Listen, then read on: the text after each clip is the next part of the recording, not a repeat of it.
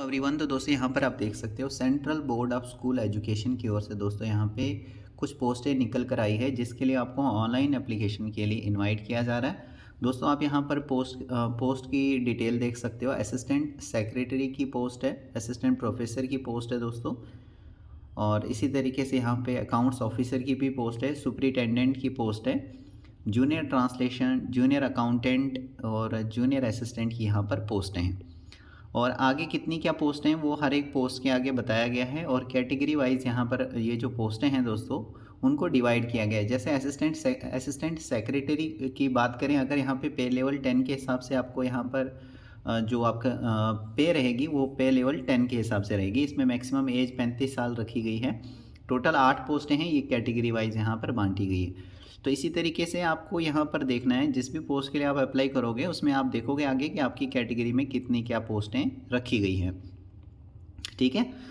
Number of post air mark under PWD category. तो PWD category के under जो यहाँ पर पोस्टें एयर मार्क की गई है वो आप यहाँ पर देख सकते हो। एक एक पोस्टें यहाँ पे रखी गई हैं। जैसे सुपरिटेंडेंट की एक पोस्ट है, assistant professor and assistant director skill education की एक पोस्ट है दोस्तों, और इसी तरीके से यहाँ पे असिस्टेंट सेक्रेटरी की भी एक पोस्ट है, और जूनियर ट्रांसलेशन ऑफिसर की एक पोस्ट है, जूनियर अकाउंटेंट की एक पोस्ट है, जूनियर असिस्टेंट की एक पोस्ट है। अब दोस्तों ये जो पोस्ट हैं इसके लिए ऑल इंडिया लेवल से सभी कैंडिडेट यहाँ पर अप्लाई कर सकते हैं। जो भी यहाँ पर क्वालिफिकेशन रखी गई है वो अगर मैच करती है तो आप ऑल इंडिया लेवल से कहीं से भी बिलोंग करते हैं, आप यहाँ पर ऑनलाइन एप्लीकेशन को सबमिट कर सकते हैं। अब देखिए दोस्तों यहाँ पे ड्यूरेशन ऑफ ऑनलाइन एप्लीकेशन 2 दिसंबर से फॉर्म लगना स्टार्ट हो चुके हैं। 22 तारीख तक आप यहाँ पर ऑनलाइन मोड से फॉर्म को फिल कर पाएंगे। 22 दिसंबर 2025 रात के 12 बजे से पहले तक आप यहाँ पर फॉर्म को फिलअप कर सकते हैं। थोड़ा सा नीचे स्क्रॉल करें, कुछ और देख लेते हैं।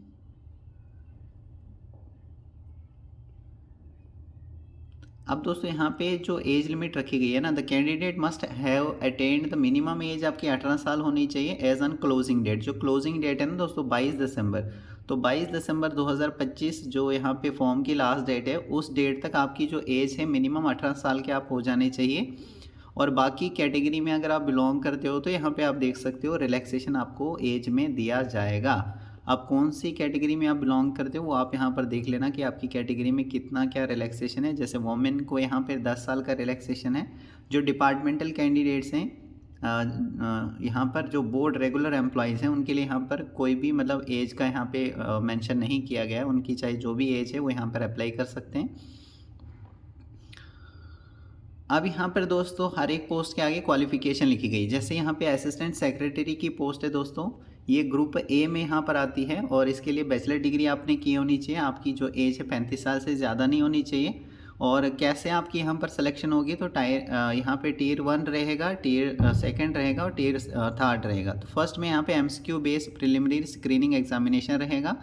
टियर 2 यहाँ पर ऑब्जेक्टिव टाइप का रहेगा, ओएमआर बेस, और डिस्क्रिप्टिव टाइप रहेगा रिटन मेन एग्जामिनेशन। और उसके बाद फिर टियर 3 में आपका इंटरव्यू रहेगा।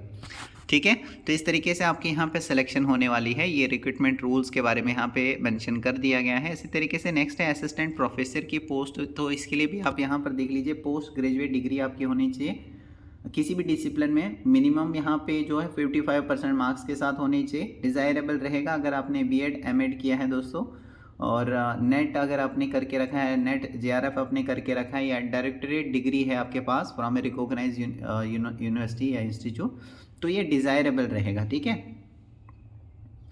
एज लिमिट में आप यहाँ पर देख सकते हो 30 साल तक आपकी मैक्सिमम एज लिमिट बताई गई है। बाकी कैटेगरी में आपको पता ही है रिलैक्सेशन देखने को मिल जाएगा। कैसे यहाँ पे जो है आपकी सिलेक्शन होगी, तो टियर 1, टियर 2 और टियर 3।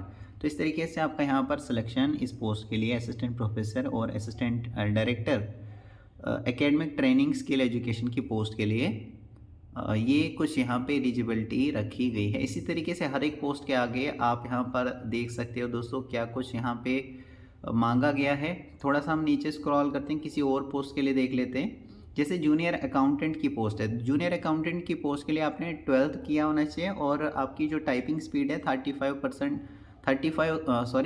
वर्ड पर मिनट इंग्लिश होनी चाहिए, या फिर 30 वर्ड पर मिनट हिंदी में होनी चाहिए दोस्तों कंप्यूटर के ऊपर। 12th आपने किया हो, विद अकाउंटेंसी, बिजनेस स्टडीज़ या इकोनॉमिक्स या कॉमर्स या एंटरप्रेन्योरशिप या फाइनेंस या बिजनेस एडमिनिस्ट्रेशन या टैक्सेशन या cost accounting as one of the subject आपका होना चाहिए दोस्तों 12th क्लास में।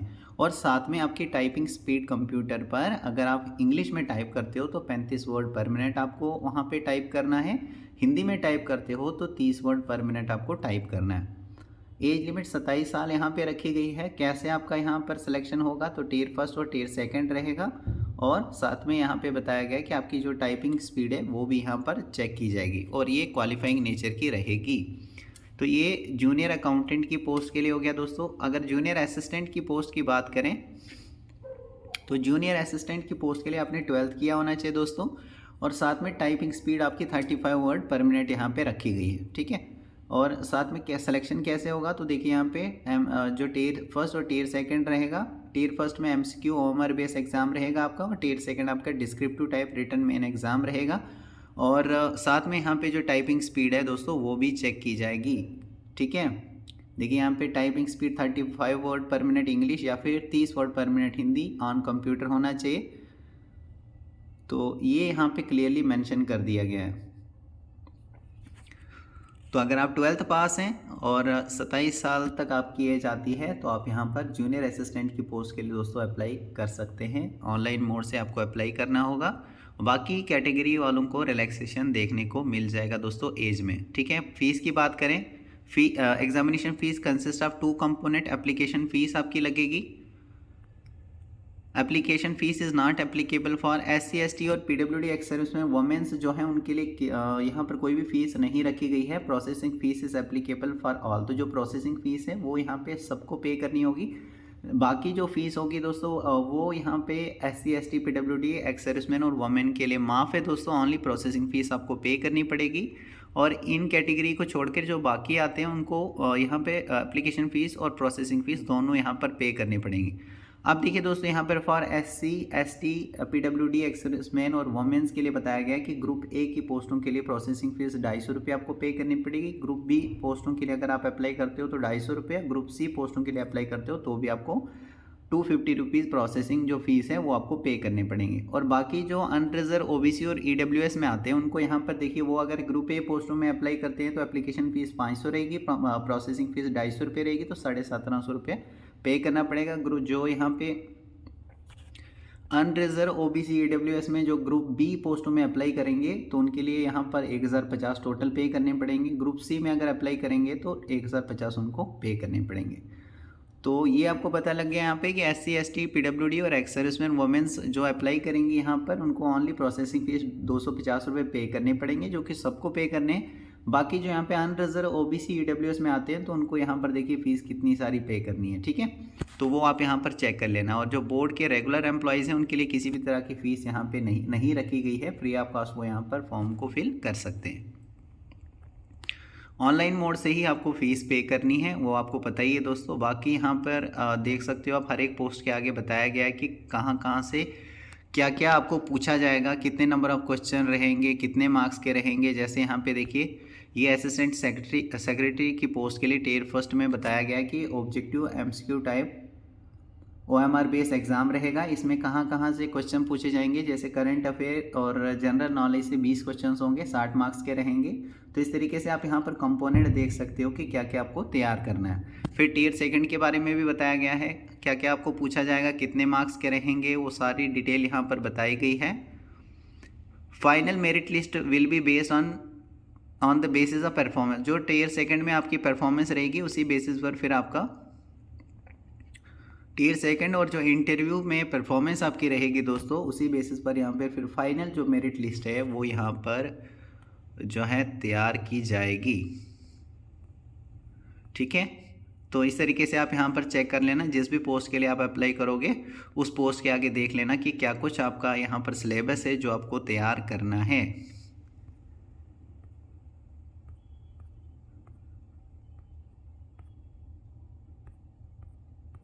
जैसे अगर हम बात करें दोस्तों जूनियर असिस्टेंट की पोस्ट के लिए, तो इसमें देखिए यहाँ पे करंट अफेयर जनरल अवेयरनेस से 20 क्वेश्चन 60 मार्क्स के रहेंगे। टोटल 100 क्वेश्चन पूछे जाएंगे, 300 नंबर के रहेंगे।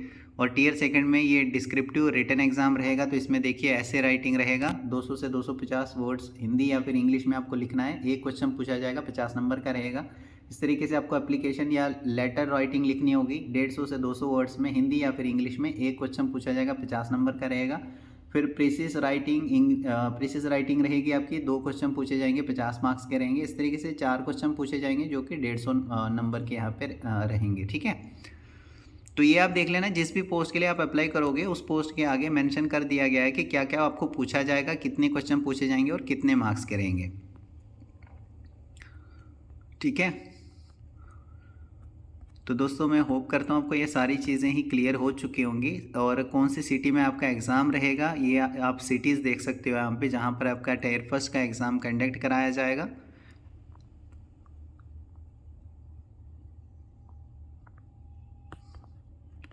ये देखिए यहाँ पे ये सिटी कोड दिया गया है, regional offices of the board और ज्यूरिसडिक्शन। तो ये यहाँ पे सिटीज़ बताई गई है जहाँ पर आपका टियर फर्स्ट का एग्ज़ाम जो है वो कंडक्ट कराया जाएगा। दोस्तों in tier first 3 marks shall be awarded for every correct answer. जो भी आप करेक्ट आंसर दोगे उसके 3 नंबर आपको मिलेंगे, और अगर आप किसी क्वेश्चन का गलत आंसर दोगे तो 1 नंबर आपका काटा जाएगा टियर फर्स्ट में, ठीक है। यहाँ पे साफ तौर से क्लियरली मेंशन कर दिया गया है। तो होप करता हूँ दोस्तों आपको ये सारी चीज़ें क्लियर हो चुकी होंगी। आपको ऑनलाइन ही फॉर्म फिलअप करना है दोस्तों, और आपका कोई भी डाउट होगा तो वो मुझे आप कमेंट के ज़रिए पूछ सकते हैं। दोस्तों आप सबका बहुत बहुत थैंक यू।